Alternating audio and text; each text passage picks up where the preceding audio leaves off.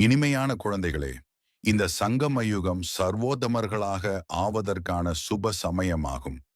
ஏனென்றால் இந்த சமயத்தில்தான் பாபா உங்களுக்கு நரனிலிருந்து நாராயணனாக ஆவதற்கான கல்வியை கற்பிக்கின்றார். கேள்வி: குழந்தைகளாகிய உங்களிடத்தில் எந்த ஒரு ஞானம் இருக்கின்ற காரணத்தினால் நீங்கள் எப்படிப்பட்ட சூழ்நிலையானாலும் அழ முடியாது? பதில்: உங்களிடத்தில் இந்த உருவாக்கப்பட்ட நாடகத்தின் ஞானம் இருக்கிறது. இந்த நாடகத்தில் ஒவ்வொரு ஆத்மாவிற்கும் அதனுடைய நடிப்பு இருக்கிறது என்பதை நீங்கள் தெரிந்துள்ளீர்கள். பாபா நமக்கு சுகத்தின் ஆஸ்தியை கொடுத்து கொண்டிருக்கிறார். பிறகு நாம் எப்படி ஆழ முடியும்? தூரத்தில் இருக்கும் பிரம்மத்தில் இருப்பவரை பற்றி கவலை இருந்தது. இப்போது அவரே கிடைத்து விட்டார் எனும்போது வேறு என்ன வேண்டும்? பாக்கியசாலி குழந்தைகள் ஒருபோதும் அழுவதில்லை. ஓம் சாந்தி. ஆன்மீக தந்தை வந்து குழந்தைகளுக்கு ஒரு விஷயத்தை புரிய வைக்கின்றார். சித்திரங்களில் கூட திருமூர்த்தி சிவபாபா குழந்தைகளுக்காக புரிய வைக்கின்றார் என்று எழுத வேண்டும். நீங்களும் கூட யாருக்காவது புரிய வைக்கின்றீர்கள் என்றால், சிவபாபா இப்படி கூறுகின்றார் என்று ஆத்மாக்களாகிய நீங்கள் சொல்வீர்கள். இந்த பிரம்மா பாபாவும் கூட பாபா உங்களுக்கு புரிய வைக்கின்றார் என்று சொல்வார். இங்கே மனிதர்கள் மனிதர்களுக்கு புரிய வைப்பதில்லை, ஆனால் பரமாத்மா ஆத்மாக்களுக்கு புரிய வைக்கின்றார், அல்லது ஆத்மா ஆத்மாவிற்கு புரிய வைக்கின்றது. சிவபாபா தான் ஞான கடலாவார், மேலும் அவர் ஆன்மீக தந்தையாவார். இந்த சமயத்தில் ஆன்மீக தந்தையிடமிருந்து ஆன்மீக குழந்தைகளுக்கு ஆஸ்தி கிடைக்கின்றது. இங்கே தேக அகங்காரத்தை விட வேண்டும். இந்த சமயத்தில் நீங்கள் ஆத்மாபிமானியாக ஆகி பாபாவை நினைவு செய்ய வேண்டும். கர்மத்தையும் செய்யுங்கள், தொழில் போன்றவற்றை கூட செய்யுங்கள். மற்றபடி எவ்வளவு நேரம் கிடைக்கிறதோ அதில் தங்களை ஆத்மா என்று புரிந்து தந்தையை நினைவு செய்தீர்கள் என்றால் விகர்மங்கள் விநாசமாகும். சிவபாபா இவருக்குள் வந்திருக்கின்றார் என்பதை நீங்கள் தெரிந்துள்ளீர்கள். அவர் சத்தியமானவராக இருக்கின்றார், உயிரோட்டம் உள்ளவராக இருக்கின்றார். சத் சித் ஆனந்த சொரூபம் என்று சொல்கிறார்கள். பிரம்மா, விஷ்ணு, சங்கர் அல்லது வேறு எந்த மனிதருக்கும் இந்த மகிமை கிடையாது. உயர்ந்ததிலும் உயர்ந்த பகவான் ஒருவர் மட்டுமே. அவர் பரமாத்மா ஆவார். இந்த ஞானம் கூட உங்களுக்கு இந்த சமயத்தில் மட்டும்தான் கிடைக்கிறது. பிறகு வேறு எப்போதும் கிடைக்காது. உங்களை ஆத்ம அபிமானிகளாக்கி பாபாவை நினைவு செய்ய வைக்க ஒவ்வொரு 5000 ஆண்டுகளுக்கு பிறகு பாபா வருகின்றார். இதன் மூலம் நீங்கள் தமோபிரதானத்திலிருந்து சதோபிரதானமாக ஆகின்றீர்கள். வேறு எந்த வழியும் இல்லை. ஹே தூய்மையற்றவர்களை தூய்மையாக்குபவரே, வாருங்கள் என்று மனிதர்கள் என்னவோ அழைக்கிறார்கள், ஆனால் அர்த்தத்தை புரிந்து கொள்வதில்லை. தூய்மையற்றவர்களை தூய்மையாக்கும் சீதாராம் என்று சொன்னாலும் சரியே ஆகும். நீங்கள் அனைவரும் சீதைகள் அல்லது பக்தைகளாவீர்கள். அவர் ஒருவர்தான் ராமர், பகவான். பக்தர்களாகிய உங்களுக்கு பகவானின் மூலம் பலன் வேண்டும். அந்த பலன் முக்தி அல்லது ஜீவன் முக்தி ஆகும். முக்தி, ஜீவன் முக்தியை வழங்கும் வள்ளல் அந்த ஒரு தந்தையே ஆவார். நாடகத்தில் உயர்ந்ததிலும் உயர்ந்த நடிப்பை உடையவர்களும் இருக்கிறார்கள் என்றால், கீழான நடிப்பை உடையவர்களும் இருக்கிறார்கள். இது எல்லையற்ற நாடகமாகும். இதை வேறு யாரும் புரிந்து கொள்ள முடியாது. நீங்கள் இந்த சமயத்தில் தமோபிரதான நிலையிலிருந்து சதோபிரதான புருஷோத்தமர்களாக ஆகிக் கொண்டிருக்கிறீர்கள். சதோபிரதானமானவர்களைத்தான் சர்வோத்தமர்கள் என்று சொல்லப்படுகிறது. இந்த சமயத்தில் நீங்கள் சர்வோத்தமர்கள் இல்லை. பாபா உங்களை சர்வோத்தமர்களாக ஆக்குகின்றார். இந்த நாடக சக்கரம் எப்படி சுற்றுகிறது என்பதை யாருமே தெரிந்திருக்கவில்லை.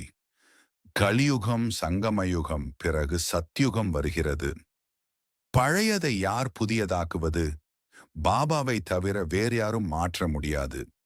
பாபா தான் சங்கமயுகத்தில் வந்து படிப்பிக்கின்றார். பாபா சத்யுகத்திலும் வருவதில்லை, கலியுகத்திலும் வருவதில்லை. என்னுடைய நடிப்பே சங்கமயுகத்தில்தான் ஆகும். எனவே தான் சங்கமயுகத்தை கல்யாணகாரி யுகம் என்று சொல்லப்படுகிறது. இது நன்மைக்கான மிகவும் உயர்வான அனுகூலமான நன்மை பயகும் கால சங்கமயுகமாகும். இச்சமயத்தில்தான் பாபா வந்து குழந்தைகளாகிய உங்களை நரனிலிருந்து நாராயணனாக மாற்றுகின்றார். மனிதர்கள் மனிதர்களாகத்தான் இருப்பார்கள். ஆனால் சத்யுகத்தில் தெய்வீக குணமுடையவர்களாக ஆகிவிடுகிறார்கள். அவர்களை ஆதிசநாதன தேவி தேவதா தர்மத்தவர்கள் என்று சொல்லப்படுகிறது. நான் இந்த தர்மத்தை ஸ்தாபனை செய்கின்றேன். அதற்காக கண்டிப்பாக தூய்மையாக ஆக வேண்டும் என்று பாபா கூறுகின்றார். தூய்மையற்றவர்களை தூய்மையாக்குபவர் ஒரு பாபாவேதான். மற்றவர்கள் அனைவரும் மணமகள்கள், பக்தைகள் ஆவர். தூய்மையற்றவர்களை தூய்மையாக்கும் சீதாராமன் என்று சொல்வதும் சரியே ஆகும். ஆனால் கடைசியில் ரகுபதி ராகவ ராஜாராம் என்று சொல்லிவிடுகிறார்கள். அதுதான் தவறாகி விடுகிறது. மனிதர்கள் சிந்தித்துக் கொண்டே இருக்கிறார்கள். அர்த்தமில்லாமல் வாய்க்கு வந்ததை சொல்லிக் கொண்டிருக்கிறார்கள். சந்திரவம்ச தர்மம் கூட இப்போது ஸ்தாபனை ஆகிக் கொண்டிருக்கிறது என்பதை நீங்கள் தெரிந்துள்ளீர்கள். பாபா வந்து பிராமண குலத்தை ஸ்தாபனை செய்கின்றாரு. இதை ராஜ்யம் என சொல்ல முடியாது. இது குடும்பமாகும். இங்கே பாண்டவர்களுடைய அல்லது கௌரவர்களுடைய ராஜ்யமோ இல்லை. யார் கீதையை படித்திருப்பார்களோ அவர்களுக்கு இந்த விஷயங்கள் சீக்கிரம் புரிய வரும். இது கூட கீதையே ஆகும். யார் சொல்றது? பகவான் கூறுகின்றார். குழந்தைகளாகிய நீங்கள் முதலில் பகவான் யாரு என்ற ஞானத்தையே கொடுக்க வேண்டும். அவர்கள் கிருஷ்ண பகவானுடைய மகா வாக்கியம் என்று சொல்கிறார்கள். கிருஷ்ணர் சத்யுகத்தில் இருப்பார். அவருக்குள் இருக்கும் ஆத்மா அழிவற்றதாகும். சரீரத்தினுடைய பெயர்தான் மாறுகிறது. ஆத்மாவின் பெயர் ஒருபோதும் மாறுவதில்லை. ஸ்ரீ கிருஷ்ணருடைய ஆத்மாவின் சரீரம் சத்யுகத்தில்தான் இருக்கிறது. அவர்தான் முதல் நம்பரில் செல்கிறார். லட்சுமி நாராயணன் 1, பிறகு 2வது 3வது என்று வருவார்கள். எனவே அவர்களுடைய மதிப்பெண்களும் அந்தளவிற்கு குறைவாக இருக்கும். மாலை உருவாகின்றது அல்லவா? ருண்டமாலை, அதாவது மனித மாலையும் இருக்கிறது, பிறகு ருத்ர மாலையும் இருக்கிறது என்று பாபா புரிய வைத்திருக்கின்றார். விஷ்ணுவின் கழுத்தில் ருண்ட மாலையை காட்டுகிறார்கள். குழந்தைகளாகிய நீங்கள் வரிசை கிரமமாக விஷ்ணுபுரிக்கு எஜமானர்களாக ஆகின்றீர்கள். எனவே நீங்கள் விஷ்ணுவின் கழுத்து மாலையாக ஆகின்றீர்கள். முதலில் நீங்கள் சிவனின் கழுத்து மாலையாக ஆகின்றீர்கள். அதனை ருத்ர மாலை என்று அழைக்கப்படுகிறது. அதைத்தான் ஜபிக்கிறார்கள். மாலை பூஜிக்கப்படுவதில்லை, நினைத்து உருட்டப்படுகிறது. யார் விஷ்ணுபுரியின் ராஜ்யத்தில் வரிசை கிரமமாக வருகிறார்களோ அவர்கள்தான் மாலையின் மணியாக ஆகின்றார்கள். மாலையில் முதலில் மலர் இருக்கிறது. பிறகு ஜோடி மணிகள், அதாவது யுகள் இருக்கின்றன. குடும்ப மார்க்கம் அல்லவா? குடும்ப மார்க்கம் பிரம்மா, சரஸ்வதி மற்றும் குழந்தைகள் இருந்து ஆரம்பமாகிறது. இவர்கள்தான் பிறகு தேவதைகள் ஆகிறார்கள். லட்சுமி நாராயணன் தான் முதலாவது ஆகும். மேலே உள்ள மலர் சிவபாபா இருக்கின்றார். மாலையை உருட்டி உருட்டி கடைசியில் மலருக்கு தலை வணங்குகிறார்கள். சிவபாபா மலராக இருப்பவர் மறுபிறவியில் வருவதில்லை. இவருக்குள் பிரவேசிக்கின்றார். அவர்தான் உங்களுக்கு புரிய வைக்கின்றார். இவருடைய ஆத்மா தனிப்பட்டதாகும். அது தன்னுடைய சரீரத்தை நிர்வாகம் செய்கிறது. அவருடைய வேலை ஞானத்தை மட்டும் கொடுப்பதாகும். யாருடைய மனைவியோ அல்லது தந்தை போன்றவர்களோ இறந்து விட்டார்கள் என்றால் அவர்களுடைய ஆத்மாவை பிராமணருடைய உடலில் அழைப்பதைப் போலாகும். முன்பு வந்தன, அவை ஒன்றும் சரீரத்தை விட்டுவிட்டு வருவதில்லை. இது நாடகத்தில் முன்பே பதிவாகி இருக்கிறது. இவை அனைத்தும் பக்தி மார்க்கமாகும். அந்த ஆத்மா சென்று விட்டது. சென்று வேறொரு சரீரத்தை எடுத்திருக்கிறது. குழந்தைகளாகிய உங்களுக்கு இப்போது இந்த ஞானம் முழுவதும் கிடைத்து கொண்டிருக்கிறது. ஆகையினால் யாராவது இறந்தால் கூட உங்களுக்கு எந்த கவலையும் இல்லை. அம்மா இறந்தாலும் கூட அல்வா சாப்பிட வேண்டும், அதாவது ஞானத்தை கேட்க வேண்டும். நீங்கள் ஏன் அழுகிறீர்கள் என்று பீக்கு குழந்தை சென்று புரிய வைத்தது. அழுவதினால் திரும்பி வருவார்களா என்ன? பாக்கியசாலிகள் ஆழ்வார்களா என்ன? எனவே அங்கே அனைவருடைய அழுகையையும் நிறுத்தி புரிய வைக்க ஆரம்பித்து விட்டார். இப்படி நிறைய குழந்தைகள் சென்று புரிய வைக்கிறார்கள். இப்போது அழுவதை நிறுத்துங்கள். பொய்யான பிராமணர்களுக்கு எதையும் கொடுக்காதீர்கள். நாங்கள் உண்மையான பிராமணர்களை அழைத்து வருகிறோம். பிறகு ஞானத்தை கேட்க ஆரம்பித்து விடுகிறார்கள். இவர் சரியான விஷயத்தைத்தான் பேசுகிறார் என்று புரிந்து கொள்கிறார்கள். ஞானத்தை கேட்டு கேட்டு அமைதியாகி விடுகிறார்கள். 7 நாட்கள் ஏதாவது பாகவதம் போன்ற சொற்பொழிவுகள் வைத்தாலும் கூட மனிதர்களின் துக்கம் விலகுவதில்லை. இந்த பீக்குடன் குழந்தைகள் அனைவருடைய துக்கத்தையும் விலக்கி விடுகிறார்கள். அழுவதற்கான அவசியமில்லை என்று நீங்கள் புரிந்து கொள்கிறீர்கள். இது உருவாக்கப்பட்ட நாடகமாகும். ஒவ்வொருவரும் அவரவருடைய நடிப்பை நடிக்க வேண்டும். எந்த ஒரு சூழ்நிலையிலும் அழக்கூடாது. எல்லையற்ற தந்தை, டீச்சர், குரு கிடைத்திருக்கிறார். அவருக்காகத்தான் நீங்கள் இவ்வளவு ஏமாற்றம் அடைந்து கொண்டிருக்கிறீர்கள். தூரத்தில் இருக்கும் பிரம்மத்தில் இருக்கக்கூடிய பரமபிதா பரமாத்மா கிடைத்து விட்டாரு. வேறு என்ன வேண்டும்? பாபா சுகத்தின் ஆஸ்தியையே தருகின்றார். நீங்கள் தந்தையை மறந்து விடுகிறீர்கள். எனவே தான் அழ வேண்டியிருக்கிறது. பாபாவை நினைவு செய்தால்தான் குஷி இருக்கும். ஆஹா, நான் உலகத்திற்கு எஜமானனாக ஆகின்றேன். பிறகு 21 தலைமுறைகளுக்கு ஒருபோதும் அழமாட்டீர்கள். 21 தலைமுறை என்றால் முழுமையாக முதுமை அடையும் வரை அகால மரணம் நடப்பதில்லை. எனவே உள்ளுக்குள் எவ்வளவு மறைமுகமான குஷி இருக்க வேண்டும். நாம் மாயையின் மீது வெற்றி அடைந்து உலகத்தை வென்றவர்களாக ஆவோம் என்பதை நீங்கள் தெரிந்துள்ளீர்கள். ஆயுதங்கள் போன்றவற்றின் விஷயம் கிடையாது. நீங்கள் சிவசக்திகளாவீர்கள். உங்களிடம் ஞான கோடாரி, ஞானபானம் இருக்கிறது. அவர்கள் பக்தி மார்க்கத்தில் தேவிகளுக்கு ஸ்தூலம்பு போன்றவற்றை கொடுத்து விட்டார்கள். ஞானவாளின் மூலம் விகாரங்களை வெல்ல வேண்டும். மற்றபடி தேவிகள் இம்சிப்பவர்களா என்ன என்று பாபா கேட்கின்றார். இவை அனைத்தும் பக்தி மார்க்கமாகும். சாது சந்நியாசிகள் போன்றவர்கள் துறவற மார்க்கத்தை சேர்ந்தவர்களாவர். அவர்கள் குடும்ப மார்க்கத்தை ஏற்றுக்கொள்வதே இல்லை. நீங்கள் பழைய உலகத்தை, பழைய சரீரத்தை சந்நியாசம் செய்கிறீர்கள். இப்போது தந்தையை நினைவு செய்தீர்கள் என்றால் ஆத்மா தூய்மையாக ஆகிவிடும். ஞானத்தினுடைய சம்ஸ்காரத்தை எடுத்து செல்வீர்கள். அதன்படி புதிய உலகத்தில் பிறவி எடுப்பீர்கள். ஒருவேளை இங்கேயே பிறவி எடுத்தாலும் கூட ஏதாவது நல்ல குடும்பத்தில், ராஜாவிடம் அல்லது தர்மம் நிறைந்த வீட்டிற்கு அந்த சம்ஸ்காரத்தை எடுத்து செல்வீர்கள். அனைவருக்கும் பிடித்தமானவர்களாக இருப்பீர்கள். இவர்கள் தேவி என்று சொல்வார்கள். கிருஷ்ணருடைய மகிமை எவ்வளவு பாடுகிறார்கள். சிறுவயதில் வெண்ணெய் திருடினார், பானையை உடைத்தார், இதை செய்தார். தெய்வீ எவ்வளவு களங்கம் சுமத்தினார்கள். நல்லது, கிருஷ்ணரை ஏன் கருப்பாக உருவாக்கியுள்ளார்கள்? அங்கே கிருஷ்ணர் வெள்ளையாக, அதாவது தூய்மையாக இருப்பார் அல்லவா? பிறகு சரீரம் மாறிக்கொண்டே இருக்கிறது, பெயரும் மாறிக்கொண்டே இருக்கிறது. ஸ்ரீ கிருஷ்ணர் சத்யுகத்தின் முதல் இளவரசனாக இருந்தார். அவரை ஏன் கருப்பாக உருவாக்கியுள்ளார்கள்? ஒருபோதும் யாரும் சொல்ல முடியாது. கருப்பாக மாற்ற அங்கே பாம்பு போன்றவைகள் கிடையாது. இங்கே விஷம், அதாவது விகாரம் ஏறிவிடுவதால் கருப்பாகி விடுகிறார்கள். அங்கே அது போன்ற விஷயங்கள் நடக்க முடியாது. நீங்கள் இப்போது தெய்வீக சம்பிரதாயத்தவர்களாக ஆகக்கூடியவர்களாவீர்கள். இந்த பிராமண சம்பிரதாயத்தை பற்றி யாருக்கும் தெரியவில்லை.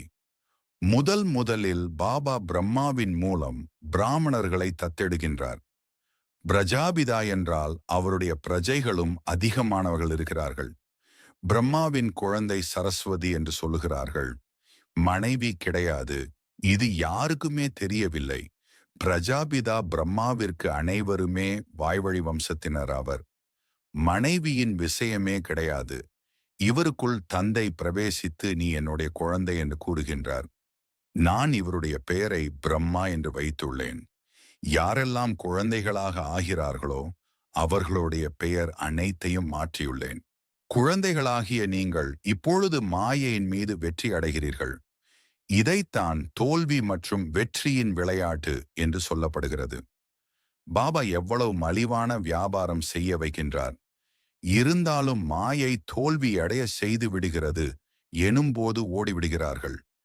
5 விகாரங்கள் எனும் மாயை தோல்வி அடைய செய்கிறது.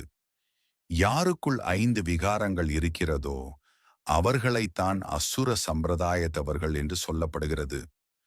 கோயில்களில் தேவிகளுக்கு முன்னால் சென்று கூட மகிமை பாடுகிறார்கள். தாங்கள் சர்வ குணங்களும் நிறைந்தவர்கள். பாபா குழந்தைகளாகிய உங்களுக்கு புரிய வைக்கின்றார்.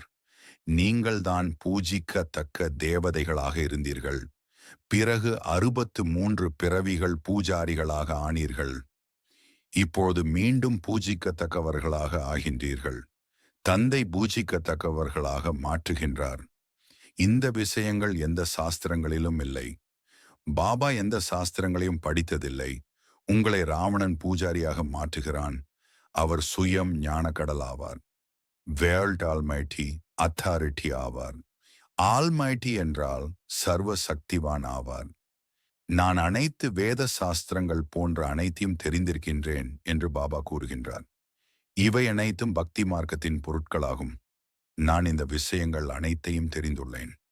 துவாபர யுகத்திலிருந்துதான் நீங்கள் பூஜாரிகளாக ஆகின்றீர்கள். சத்யுகம் திரேதாவில் பூஜையே நடப்பதில்லை. அது பூஜைக்குரிய வம்சமாகும். பிறகு பூஜாரி வம்சம் உருவாகிறது. இந்த சமயத்தில் அனைவரும் பூஜாரிகளாவர். இந்த விஷயங்கள் யாருக்கும் தெரியாது. பாபா தான் வந்து 84 பிறவிகளின் கதையை கூறுகின்றார். பூஜிக்கத்தக்கவர்கள் மற்றும் பூஜாரி என்பன போன்ற இந்த விளையாட்டு முழுவதும் உங்களை பற்றி தான் இருக்கிறது. ஹிந்து தர்மம் என்று சொல்லிவிடுகிறார்கள். உண்மையில் பாரதத்தில் ஆதிசனாதன தேவி தேவதா தர்மம் இருந்தது. ஹிந்து தர்மம் அல்ல. எவ்வளவு விஷயங்கள் புரிய வைக்க வேண்டியுள்ளது. இந்த படிப்பே ஒரு வினாடியினுடையதாகும்.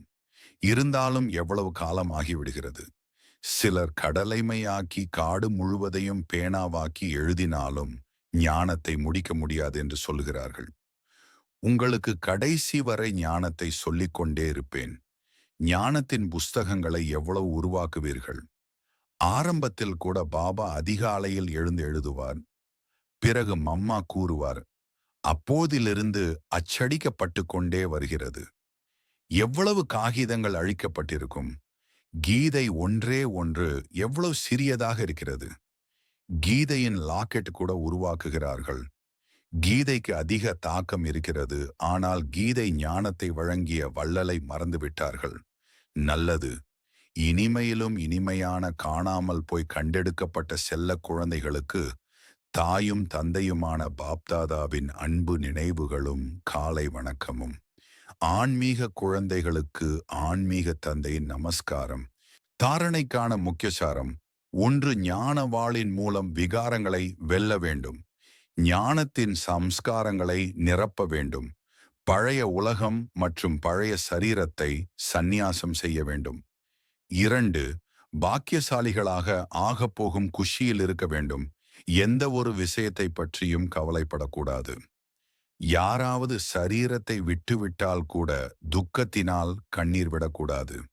வரதானம்: கட்டுப்படுத்தும் சக்தியின் மூலம் ஒரு வினாடிக்கான பேப்பரில் தேர்ச்சி பெறக்கூடிய நேர்மையுடன் தேர்ச்சி பெறுபவராகுக. அவ்வப்பொழுது சரீரத்தில் வர வேண்டும். அவ்வப்பொழுது சரீரத்திலிருந்து விடுபட்டவராகி அவ்யக்த ஸ்திதியில் நிலைத்துவிட வேண்டும். எந்த அளவிற்கு குழப்பங்கள் இருக்குமோ அந்த அளவிற்கு தனது ஸ்திதி மிகவும் அமைதியாக இருக்க வேண்டும். இதற்கு கட்டுப்படுத்தும் சக்தி தேவை. ஒரு வினாடியில் விஸ்தாரத்திலிருந்து சாரத்தில் சென்றுவிட வேண்டும் மற்றும் ஒரு வினாடியில் சாரத்திலிருந்து விஸ்தாரத்தில் வந்துவிட வேண்டும். இவ்வாறு கட்டுப்படுத்தும் சக்தி உடையவர்கள்தான் உலகை கட்டுப்படுத்த முடியும். மேலும் இந்த பயிற்சிதான் கடைசியில் ஒரு வினாடிக்கான பேப்பரில் நேர்மையுடன் தேர்ச்சி பெறுபவர்களாக ஆக்கிவிடும். சுலோகன்: வானப்பிரஸ்த நிலையின் அனுபவம் செய்யுங்கள் மற்றும் செய்வியுங்கள். அப்போது குழந்தைத்தன விளையாட்டு முடிவடைந்துவிடும். அவ்யக்த சமிக்ஞை அசரீரி அல்லது விதேகி ஸ்திதியின் பயிற்சியை அதிகப்படுத்துங்கள்.